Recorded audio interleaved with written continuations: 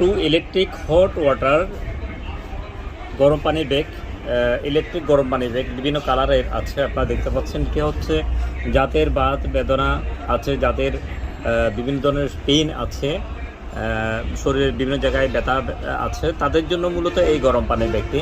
আমরা ম্যানুয়ালি গরম পানির ব্যাগ কিন্তু বাজারে দেখতে পাই, এগুলো যেগুলোতে বারবার পানি ভরতে হয়।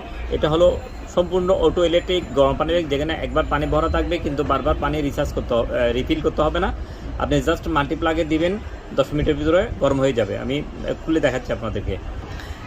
এই সেই গরম পানির ব্যাগ দেখতে পাচ্ছেন।